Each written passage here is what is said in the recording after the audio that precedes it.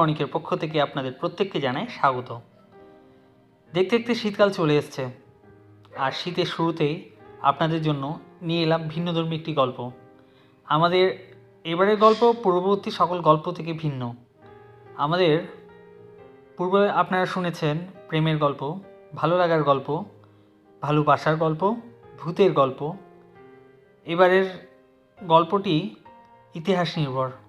আপনারা অনেকেই শুনেছেন হিরোশিমা নাগাসাকি সম্পর্কে, যেখানে বিশ্বযুদ্ধ চলাকালীন জাপানের দুটি শহর হিরোশিমা এবং নাগাসাকি আমেরিকার মারণঘাতী পরমাণু অস্ত্র দ্বারা সম্পূর্ণ ধ্বংস হয়ে যায়, যেখানে লাখো মানুষ তেজস্ক্রিয়ায় ধ্বংস হয়ে যায় এবং এর ফলে জাপান বিশ্বযুদ্ধে আত্মসমর্পণে বাধ্য হয়। কিন্তু আপনারা কি জানেন কেন ঘটে, কার ইন্ধনে ঘটে, এর ফলে কি হয়? আপনারা সমস্ত কিছু জানবেন আমাদের আজকের গল্পে। আমাদের আজকের গল্পের নাম গলন্ত নগরী বা মেল্টিং সিটি, পর্ব 1। গল্পটি লিখেছি আমি অনিক ভট্টাচার্য, গল্পটি পরিচালনায় আমি অনিক ভট্টাচার্য। আমাদের গল্প পাঠে আছে আরশি ইর্তেজা, সাথে আছে আমি অনিক ভট্টাচার্য, আর আছে শান্তনু সর্দার। আমাদের গল্পটি কেমন লাগছে অবশ্যই আপনারা লিখে জানাবেন। আর আমাদের গল্প যদি ভালো লেগে থাকে অবশ্যই একটা লাইক, শেয়ার অ্যান্ড সাবস্ক্রাইব দিয়ে আমাদের পাশে থাকবেন। শুনতে থাকুন আমাদের আজকের গল্প গলন্ত নগরী বা মেল্টিং সিটি, পর্ব 1। ইগাওয়ের আজ মন খারাপ, কারণ তার প্রেমিক পিঙ্গালোর আজ বিয়ে। ইগাওয়ের পুরো নাম মোতোমো উৎসুকুশি ইগাও, জাপানিতে যার অর্থ চির সুন্দর হাসি। কিন্তু বেচারি সুখী কোনো কালেই হতে পারেনি। ছোটবেলায় বাবা মারা গেছে তার, কাছের পাহাড় থেকে পড়ে গিয়ে। বাবা সামনের ছোট্ট পাহাড়টাতে নানা ফল তুলে বাজারে বেচতেন। ছোট্ট ঘরে বাবা, মা আর ইগাও থাকত, বেশ সুখেই দিন কাটাচ্ছিল। পাহাড়ের কাছে সবুজে ঘেরা এবং তার গা ঘেঁষে নেমে আসা ঝর্ণার মতো খিলখিল হাসত। ইগাওয়ের বন্ধু এ পাহাড় আর ঝর্ণা শীতের কুয়াশার চাদরে যখন চারপাশ ঢেকে যেত, তখন ইগাওয়ের খুব ভালো লাগত। প্রত্যেক দুপুরে যখন চারপাশ চুপচাপ হয়ে যেত, তখন ইগাও পাহাড়ের খাদের কোণায় পা ঝুলিয়ে বসে থাকত। চুপচাপ দূরে দেখা যেত ছোট ছোট বাড়িঘর আর রাস্তা। এক মনে চুপচাপ পাহাড়ের সাথে গাছগাছালির সাথে সে ইশারায় কথা বলতো। ইগাও এই পাহাড়টার নাম রাখে শিনোইয়ু। জাপানি ভাষায় এর অর্থ হলো প্রিয় বন্ধু। চারপাশে পাখির শব্দ, গাছপালার বাতাসের সাথে ধাক্কা খেয়ে একটা অন্য রকম পরিবেশ তৈরি হয়। এভাবে কখন যে আঁধার নেমে আসে সে টেরই পায় না। সন্ধে নেমে এলে ইগাও বাড়ি ফেরে। তখন আশেপাশের বাড়ি ঘরে তেলের বাতি জ্বলে ওঠে। ইগাওয়ের আরও এক শিনোইয়ু আছে, বাড়ির পাশে বয়ে চলা নদীটি। মাঝে মধ্যে কখনো সখনো ইগাও চুপচাপ এসে বসে থাকে। কুলকুল শব্দ তুলে নদী বয়ে যায়, যেন কথা বলতো ইগাওয়ের সাথে। আসলে ইগাওয়ের কোনো বন্ধু বান্ধবী নেই। চারপাশে অনেকেই আছে, কিন্তু ইগাওয়ের সাথে কেউ মেশে না। কারণ ছোটবেলা থেকেই সে প্রকৃতির মতোই নির্বাক, কথা বলতে পারে না। তাই মনুষ্য প্রজাতি ইগাওয়ের সাথে সখ্যতা করতে স্বাচ্ছন্দ্য বোধ করত না। প্রকৃতির সাথেই সখ্যতা গড়ে তোলে ইগাও।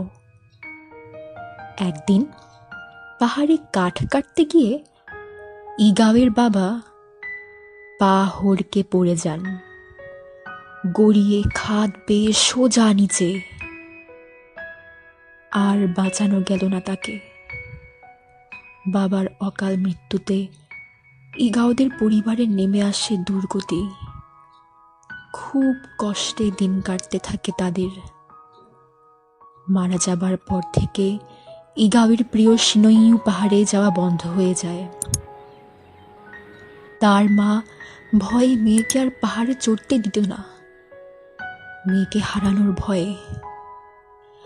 ধীরে ধীরে ইগাওয়ের পাহাড়ে যাওয়া বন্ধ হয়ে যায়। সে একাকী হয়ে পড়ে। আগের মতো ইচ্ছে মতো পাহাড়ে চড়া বা নদীর ধারে বসে চুপচাপ থাকার ফুরসতই হয় না। বাবা মারা যাওয়ার পর সব কাজের ভার ইগাওয়ের মায়ের উপর এসে পড়ল। আর মায়ের শরীরও ভালো না হওয়ায় ইগাও মাকে নানাভাবে সাহায্য করতে থাকে। সব কাজ মায়ের পক্ষে করা সম্ভব হয়ে ওঠে না। তার উপর শরীরটাও দিনকে দিন খারাপের দিকে যাচ্ছে। তাই কাজে কর্মে থাকতে হয় বেশি। তবে কাজ শেষ করে দুপুরের নিস্তব্ধ হয়ে আসার সময়ে যখন নদী শান্তভাবে বয়ে চলত, বাইরে মৃদুমন্দ হাওয়া বইত, তখন ইগাও নদীর কূলে এসে বসে থাকত। চারপাশ চুপচাপ। বয়ে চলা নদীর ঢেউ যেন যাওয়ার পথে শব্দ তুলে কথা বলত। পাখিগুলো এক মনে ডেকে ডেকে যেন কথা বলতো। ওরাও নির্বাক। তাই হয়তো ইগাও এবং তারা একে অন্যের ভাষা বুঝতে পারত আর মন খুলে কথা বলতো। তারা যেন ইগাওয়ের সিনোইউ, মানে প্রিয় বন্ধু। কখনো কখনো ইগাও রাস্তার ধারে হাঁটতে হাঁটতে শিওল বাজার ছাড়িয়ে যেত প্রিতালো মাঠের দিকে। চারপাশটা সবুজে ভরা, বেশ ভালো লাগতো তার। শীতকালে সোনালি হলদে মেশানো নাম না জানা বড় বড় গাছগুলোর নিচে ছড়িয়ে ছিটিয়ে ভরে থাকতো ঝরা পাতায়। আর বাদামি রঙের গাছগুলো পুরো ন্যাড়া অবস্থায় দাঁড়িয়ে থাকতো। তাই সূর্যের আলো সবখানে থাকতো।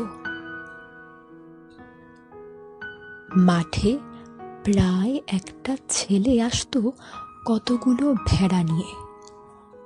দুপাশে ভাঁজ করা পরিপাটি আঁচড়ানো চুল, দুধ সাদা গায়ের রং, চোখজোড়া টানা টানা, বেশ সুঠাম দেহ ছেলেটার। প্রায় চোখাচোখি হতেই দুজনই চোখ নামিয়ে ফেলত। যখন মন খারাপ থাকতো, হয় নদীর ধারে চুপটি করে বসে থাকতো, অথবা মাঠে চলে যেত।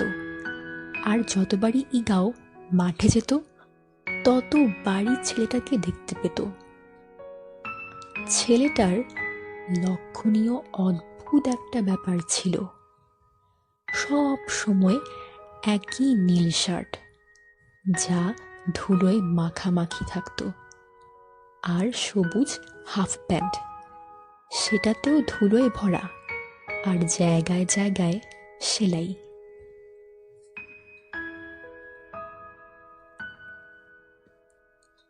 ইগাও বুঝতে পারত ছেলেটার জামা কাপড় কেনার পয়সা নেই। শহরের লোকেদের তো পোশাক আশাকে বহর বেশি, কিন্তু গ্রামে বেশিরভাগ লোকের পোশাকের ব্যবহার প্রয়োজন, শৌখিনতা না। কারণ বেশিরভাগ দারিদ্রদের বসবাস গ্রামেই। তাই তারা শৌখিনতার কথা ভাবতে পারে না, শুধু প্রয়োজনটুকুতে ব্যবহার করে। তার মধ্যে আবার সবার সৌভাগ্য হয় না নিজের পয়সায় একটা জামা গায়ে দেওয়ার। এসব কথাই ভাবতে ভাবতে ইগাও অন্য জগতে চলে যায়। আর প্রায় ইচ্ছে হয় ছেলেটাকে ডেকে কথা বলবে।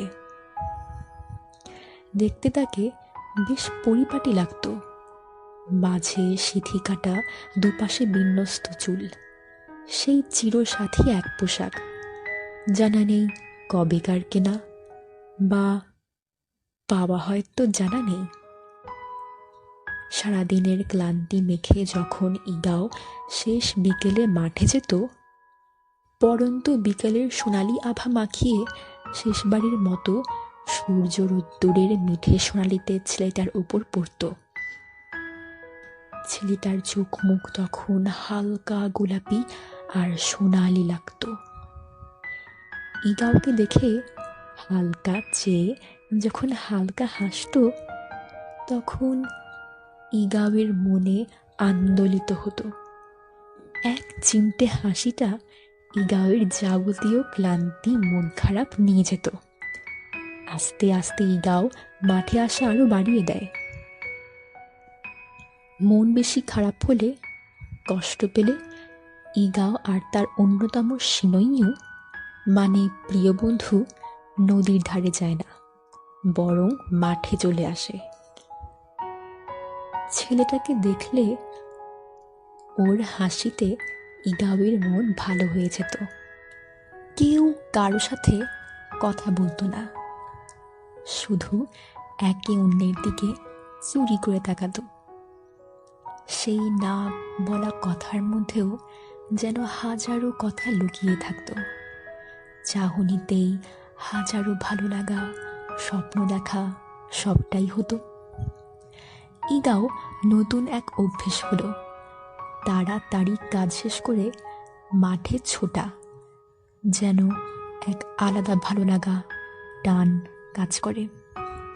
মাঠে গেলে ছেলেটাকে দেখলে মন আপনা আপনি ভালো হয়ে যায়। দুজন দুজনের আর চোখের দিকে তাকায় এবং মুচকি হাসে। এ এক অন্যরকম ভালো লাগা, যেন এত বছর পর শিনইও পেল ইগাও। অষ্টাদশী ইগাওয়ের মন এক অদ্ভুত আকর্ষণে ছুটে যায় অজানা ছেলেটির কাছে। দেখতে দেখতে ঠান্ডাটাও জাঁকিয়ে পড়েছে। এ সময় উদাস হয়ে যায় ইগাও। সে ছোট্টবেলা থেকে আজও হয়। আগে ছোটবেলায় তার অন্যতম শিনইয়ু পাহাড়টাতে যেত, গিয়ে চুপটি করে পাহাড়ের খাদের কিনারে গিয়ে বসতো, যেন প্রকৃতির সাথে কথা বলতো। পাহাড়ে যাওয়া বন্ধ হওয়ার পর থেকে বাড়ির পিছের নদীটির গিয়ে চুপটি করে বসতো এবং কথা বলতো।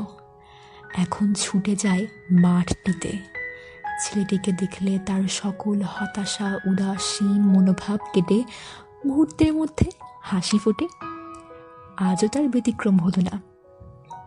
উদাস মনটা আজ খুব বাবাকে মনে করাচ্ছে এবং খারাপ লাগছে।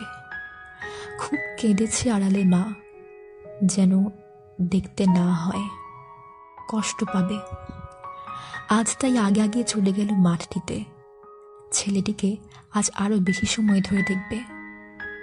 কিন্তু মাঠে গিয়ে দেখে ছেলেটি আসেনি। কি হলো কি জানি। ইগাও সম্ভবত তাড়াতাড়ি চলে এসেছে, তাই ছেলেটির আসার সময় হয়নি। মাঠের এক কোণে বসে বসে বাইরে ঠান্ডা হাওয়া উপভোগ করে। আজ ঠান্ডা বেশি, সূর্য ওঠেনি, তাই রোদ পোহাতে পারছে না। শীতের কামড়ে অবস্থা খারাপ, তবুও বসে আছে কষ্ট করে ছেলেটির জন্য। উত্তরে হাওয়া দিচ্ছে বছরটাতে। জাপানে এই সময় বেশি ঠান্ডা পড়ে। চারপাশে পাখি ডাকছে, এছাড়া আর কেউ নেই। চুপচাপ শুধু পাখির শব্দই শোনা যায়। ঠান্ডায় জবুথবু হয়ে কেউ আজ বাইরে বের হয়নি। হঠাৎ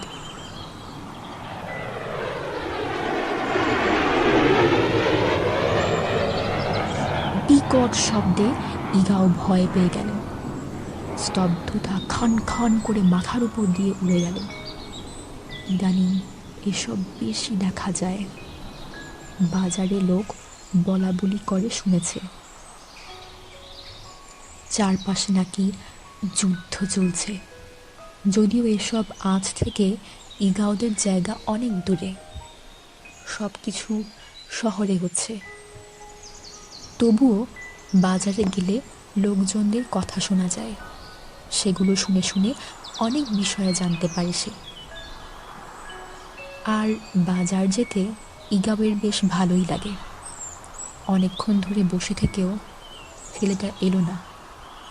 এদিকে সন্ধে হবে হবে অবস্থা।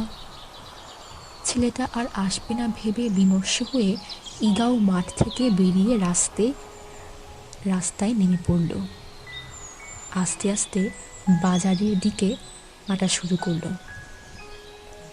হঠাৎ রাস্তার মোড়ে দোকানটার সামনে গিয়ে দেখে একটা জটলা। কৌতূহলী হয়ে লোকের ভিড় ঠেলে দেখল একটা ছেলে অজ্ঞান হয়ে পড়ে আছে, মাথা রক্তে ভেজা। ভালো করে দেখতেই চমকে উঠল। আরে, এ তো সেই ছেলে। সঙ্গে পাশের দোকান থেকে জল এনে ছেলেটার মুখে ছুটালো। একটু জ্ঞান ফিরতেই নিজের জামার একটা ঝোলানো কাপড় থেকে ছিঁড়ে তার কপালে বেঁধে দিল। কয়েকজন লোক ধরাধরি করে দোকানের পেছনটায় ছোট্ট ঘরে নিয়ে গেল। ছোট্ট এক রুমের কাঠের ঘর, আসবাব বলতে কিছুই নেই। একটা জলের পাত্র, খাট, কিছু কাপড়, কিছু বাসন কোসন আর চুলো, ব্যাস এটুকুই। খাটে সাবধানে শুইয়ে দিল। ইগাওয়ের ইচ্ছে হলো ওখানে থেকে যেতে, একটু সেবা করে সুস্থ করতে, একটু রান্না করে খাইয়ে দিতে। এ শরীরে এসব করতে পারবে না সে। কিন্তু সন্ধে হয়ে গেছে এতক্ষণে, মা নিশ্চয়ই চিন্তা করবে।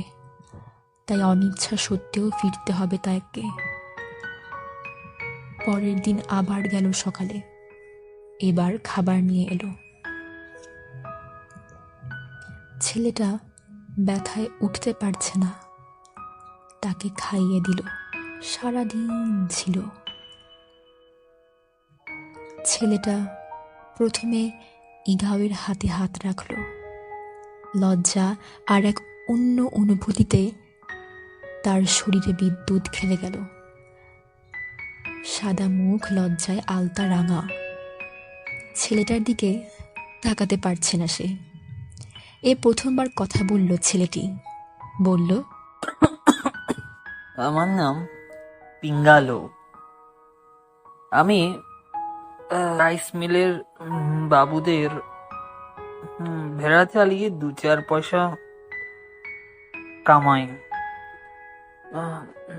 ছোটবেলায় বাবা আরেকজনকে বিয়ে করে আমাদের ছেড়ে চলে যায়। তাই তার কথা বিশেষ মনে নেই। আমার মা একাই আমাকে মানুষ করেছে। আমাদের গমের মাঠের শেষ প্রান্তে বাড়ি ছিল। তো দেখবে হয়তো, যেতে আসতে অনেকে দেখে। একদিন এক লোক এসে আমাদের তাড়িয়ে দেন।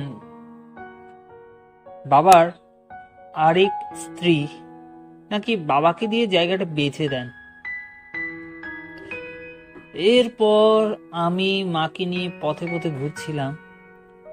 এখানকার রাইস মিলের মালিক আমাকে আর মাকে নিয়ে থাকার জন্য ব্যবস্থা করে দেয়। সাথে এই তো ভেড়া চড়ানোর কাজটাও দেন। বাড়ি হারা হওয়ার কষ্ট মা আর মেনে নিতে পারেনি। এই বাড়িতে আসার কিছুদিন পরেই মা মারা যান। তারপর থেকে আমি একা, প্রতিদিন একাকী ভেড়া চড়িয়ে দিন কাটে। কোনো বন্ধু স্বজন বলতে কেউই নেই। তোমাকে প্রায় দেখতাম, এখন দেখি অবশ্য। বিকেল বেলা ওই মাঠে যখন আসো, একটু মুচকি হাসো। তোমার হাসিটা আমার খুব ভালো লাগে।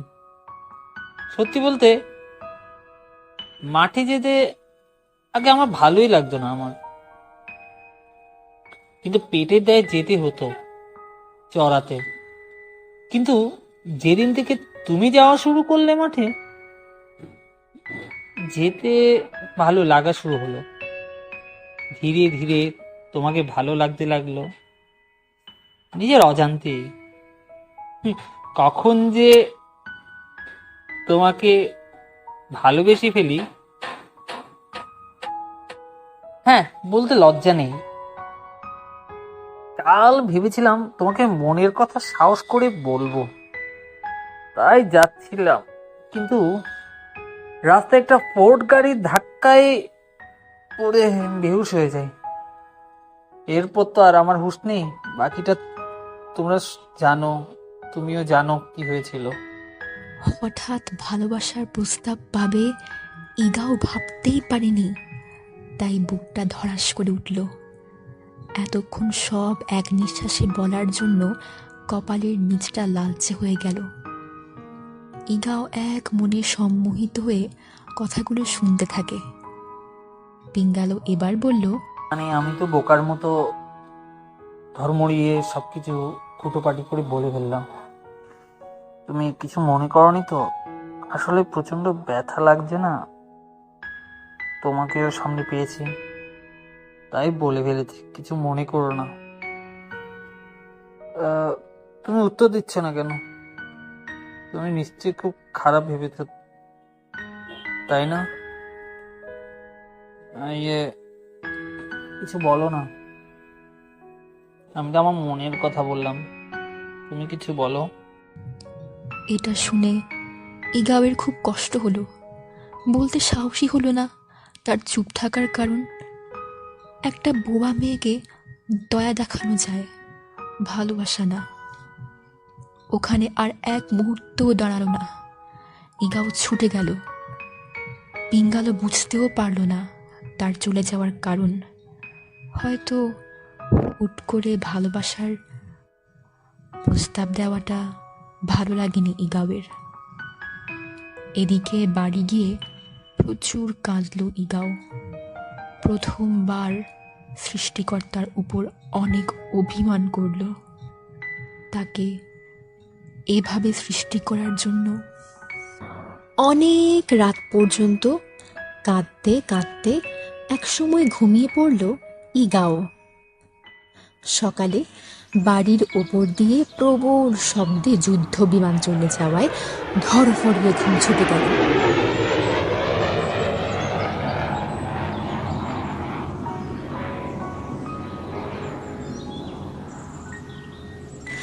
কাঁচা ঘুম এভাবে ভাঙার কারণে মাথাটা প্রচণ্ড ধরেছে, চোখগুলো ফোলা ফোলা হয়ে গেছে। আজ সে পিঙ্গালোর কাছে যাবে না, সাহসী পাচ্ছে না। আর বাড়িতেও কেউ নেই, মা গেছে মারমেইড সার্কেলে। তাই চুপটি করে নদীর ধারে চুপচাপ বসে রইল সে। আজ কোনো কিছুতে মন নেই, শুধু পিঙ্গালোর কথা ভাবছে। কি করছে? ব্যথা করছে হয়তো, সকাল থেকে হয়তো কিছুই খায়নি। সব ভেবে সে ঠিক করলো যাবেই। উঠে কয়েক কদম যেতেই মনে এলো পিঙ্গালো তো জানে না যে ইগাও বোবা। জানলে সে তো আর ভালোবাসবে না, দূরে চলে যাবে। বোবা মেয়েকে কেউ ভালোবাসে না। সে কথা মাথায় আসতেই পা থমকে গেল। মনের সাথে লড়াই করে পিঙ্গালোর জন্য খাবার বানিয়ে তার বাড়ি গেল। আজ যাই হোক, তাড়িয়ে দিক, ভালো নাই বাসুক, তবুও সে যাবে, কারণ পিঙ্গালো এখনো অসুস্থ, সে না খেয়ে থাকবে। তাই যতদিন সুস্থ না হোক পাশে থেকে সেবা করে যাবে। এরপর তাড়িয়ে দিলে চলে যাবে। অনেকটা ভয়ে ভয়ে পিঙ্গালোর বাড়ি গেল। আজ পিঙ্গালো উঠে বসেছে, আলো আঁধারির ঘরটায় খাটে বসে আছে আর মাথা নিচু করে পা দোলাচ্ছে। ইগাও বাইরে থেকে দেখে যেন পা জমে গেল, চলতেই চাইছে না। কি জানি কি হবে। হঠাৎ পিঙ্গালোর চোখে পড়ল ইগাও বাইরে দাঁড়িয়ে আছে। পিঙ্গালো অবাক হয়ে ডাক দিল, কি ব্যাপার, ওখানে দাঁড়িয়ে কেন? ভেতরে এসো। এরপর জড়ো সড়ো হয়ে ভেতরে ঢুকল। মাথা তখনও নিচু, তোলার সাহস পাচ্ছে না। পিঙ্গালো কাছে ডাকল। আস্তে আস্তে পিঙ্গালোর কাছে গিয়ে দাঁড়ালো, মাথা নিচু করে। পিঙ্গালো ইগাওয়ের হাতটা ধরে আস্তে করে পাশে বসালো। ইগাওয়ের মুখটা তুলতেই দেখে চোখ জোড়া ভেজা, লাল হয়ে গেছে। কেঁদে কেঁদে চোখ জোড়া লাল হয়ে গেছে। পিঙ্গালো ধীরে ধীরে ইগাওয়ের নরম হাতখানা শক্ত করে ধরল। ইগাওয়ের অবিন্যস্ত চুল যা অবাধ্য হয়ে সামনে এসে গেছে, ওগুলো আলতো করে সরিয়ে থুতনিটা হাত দিয়ে উপরে তুলে আস্তে করে কপালে চুমু এঁকে দিল। এই প্রথম কারোর স্নেহ পেয়ে চির অবাঞ্ছিত মেয়ে ইগাও থর থর করে কেঁপে উঠল। গাল জোড়া দুধে আলতার মতো রাঙা হয়ে উঠল লজ্জায়, কিন্তু তখনও ফোপাচ্ছে সে। পিঙ্গালো হঠাৎ তাকে অবাক করে দিয়ে বুকে জড়িয়ে ধরে বলল, আমি জানি তুমি কেন আসতে লজ্জা পাচ্ছিলে বা কাঁদছ। তুমি কথা বলতে পারো না, তাই ভয় পাচ্ছ। আমি জানি। ছেড়ে যাব এইটাই ভাবছ? না, যাব না আমি। আমি জানি কথা বলতে পারো না, তাতে কি? আমার ভাষায় কথা বলবে। ভালোবাসার জন্য ভাষা লাগে না, সেটা মনের মিলনে হয়। ভয় পেও না, এই হাতটি যখন ধরলাম আমরণ ধরে থাকবো। কথা বলতে বলতে হঠাৎ প্রবল শব্দে আরেকটা যুদ্ধ বিমান উড়ে চলে গেল।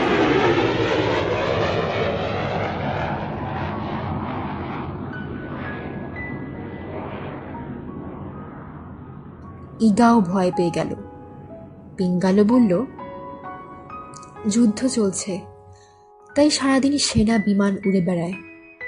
যুদ্ধ, সেনাবাহিনী এসবের ব্যাপারে তেমন জানে না, তবে যতটুকু জেনেছে সেই বাজারি বলাবলি থেকেই শোনা। তাই ফ্যালফ্যাল করে পিঙ্গালোর দিকে তাকিয়ে রইল ইগাও।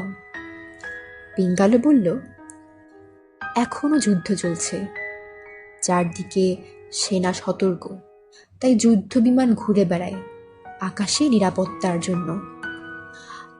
আমেরিকা আমাদের জাপানের উপর ক্ষেপে আছে, আমাদের বিপক্ষ শক্তি। ওরা যে কোনো একটা ষড়যন্ত্র করছে আমাদের যুদ্ধ থেকে সরাতে। আমাদের প্রিন্স হিরোহিতোকে তো চেনো। এরপর এদিক ওদিকের কথা বলতে বলতে ইগাও পিঙ্গালোর জগতে হারিয়ে গেল। ইগাও যেন স্বপ্নেও ভাবতে পারছে না এত সুখ। দুজন দুজনের মধ্যে এত হারিয়ে গেল, টেরই পেল না কখন দিন ফুরিয়ে সন্ধে নেমে এলো। হঠাৎ ইগাওয়ের খেয়াল হলো এতক্ষণে বুঝি মা এসে গেছে ঘরে, এখনো বাতি জ্বালানো হয় নাই। মা খুব রাগ করবে। সে দ্রুত পিঙ্গালোর থেকে বিদায় নিয়ে বাড়ির দিকে রওনা হলো। এদিকে পেন্টাগনে নিরাপত্তা বিষয়ক মিটিং হচ্ছে। মিটিংয়ে খুব সামান্য পরিমাণ অতি গুরুত্বপূর্ণ ব্যক্তিরা উপস্থিত আছেন। এই কয়েক মাস আগে 12 এপ্রিল সেরিব্রাল হেমারেজে রুজারভেল্ট জর্জিয়াতে মারা যান।